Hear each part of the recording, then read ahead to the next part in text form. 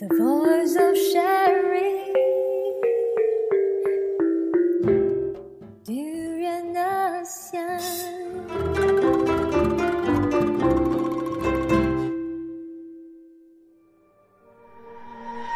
Water. It's life's most basic need. But there's a water crisis in our world right now. Seriously, a crisis. Nearly 1 billion people live without clean drinking water. It's happening all over the world, especially in developing areas of sub-Saharan Africa, Southeast Asia, and Latin America. It's a water crisis because it starts with water. But water affects everything. Education, health, poverty, and especially women and children. Let's look at a family caught in the water crisis. It's likely they live on less than $1 a day. When they're thirsty, they can't just turn on the faucet for a nice cold glass of water.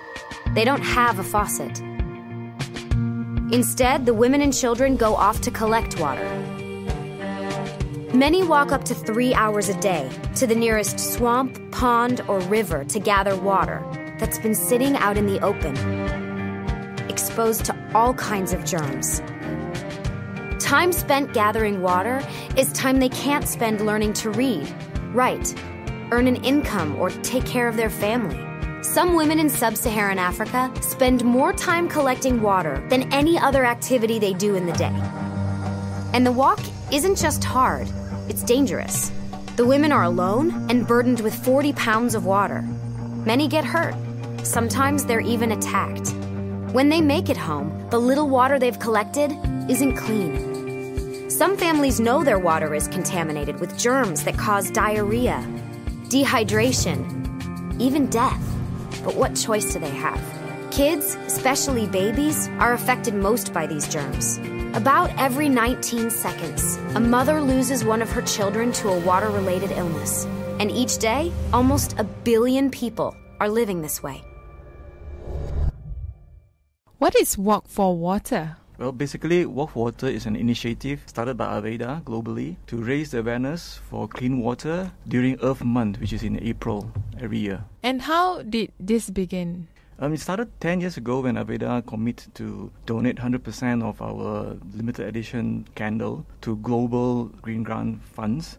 And subsequently, many other countries have started different initiatives to raise awareness and also organize different programs and activities. When it comes to clean water, when did Malaysia start? We started Walk for Water 4 years ago with our partner Ecoknights. For the past 3 years, we have Walk for Water every year. This year, we are going to have another Walk for Water in Publica. But why do you call it Walk for Water? Is there any walking involved? Yes, it is. A participant will be invited to walk together with us for a short 3 km walk. This 3 km walk is actually signifies the average distance of rural families have to walk to get clean water. Well, water is important to our lives, but not all communities have access to clean water.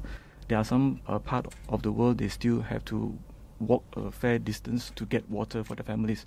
From Ecoknights side, why do you think this is a very important project for Ecoknights? When we talk about the undeveloped countries or the third world countries where water is more scarce and the families have to walk really far to just get some amount of water.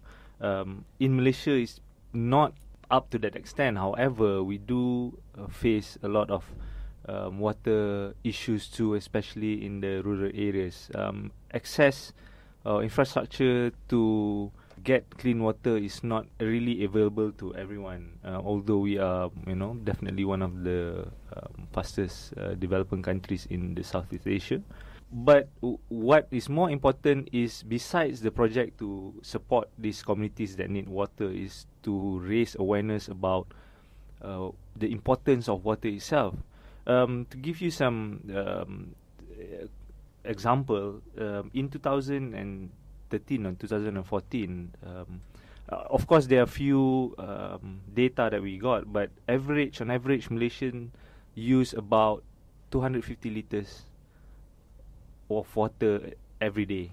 That is more than 150 bottles of 1.5 liter. If you can imagine, we only drink 2 bottles, but we every day, without knowing it, we spend or we use this amount of water for ourselves, which way above what is recommended by WHO, which is about 165 liters on average. So definitely at least 30% more than the normal average that is recommended. When you say we, is Malaysians. Malaysians, yeah. So Malaysians, we use about 220 to 250 liters a day, which is more than the normal standard average by WHO.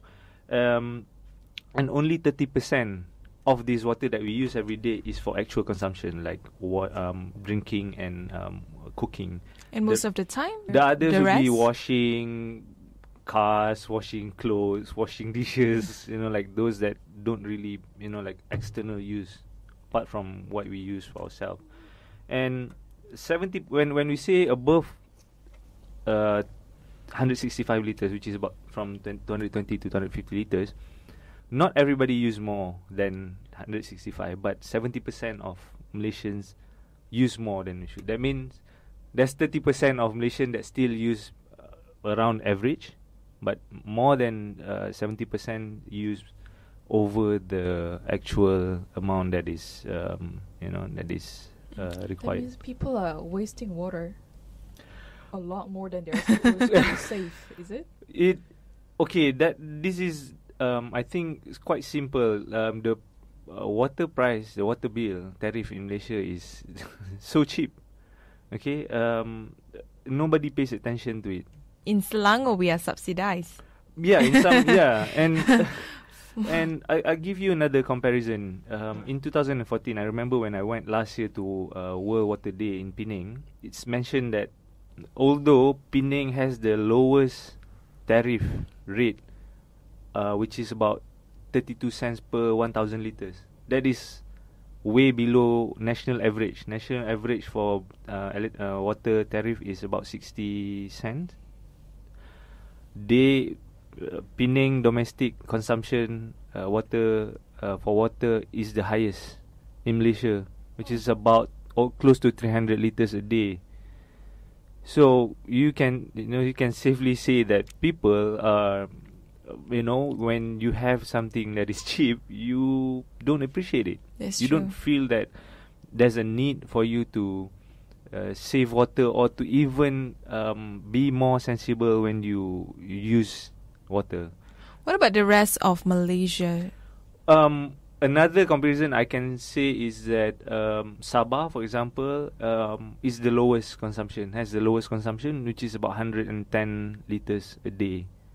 So there's also probably few factors, access to waters and also infrastructure, mostly infrastructures. Singapore, for instance, the average consumption is about 150 liters, but they are aiming to lower it more. I see. Yeah, and Thailand is probably about 100 liters.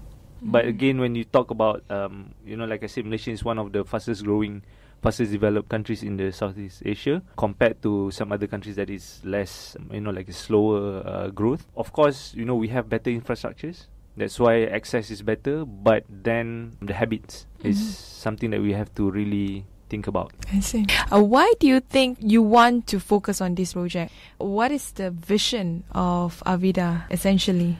Since the beginning of AVEDA, our mission from our founder is to care for the world we live in, from the products we make to the way in which we give back to society. So our aim is actually to raise awareness, work with our local partners to raise awareness for water, as water is one of the key ingredients that is used in our industry, which is the hair industry. That's the reason why we feel that moving forward, we have to work very closely to let the people know that water is not forever. We have to start to save the water and continue to educate the next generation in practicing safe water. And in AVEDA, usually water is being used as an ingredient for what?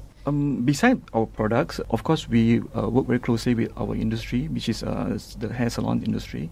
So in the salon business, water is one of the essential business ingredients. Of course, we cannot not use the water, but we can raise the awareness that using less water we can contribute somewhat more or less in our current environmental issues, like, for instance, the global warming issues at the moment. I see. And hence, why you choose Ecoknights as your partner? Well, Ecoknights has been a very good partner that we have worked with for the past 3 years. They have been providing projects and supports to indigenous communities in Malaysia. Beside our global initiatives in global arena, local in Malaysia, AVEDA Malaysia also would want to contribute to our society in Malaysia. That's the reason why we organize Walk for Water every year, to raise money for Ecoknights to contribute into their projects. We will discuss further about this in the second segment, and this is the end of the first segment of our discussion today.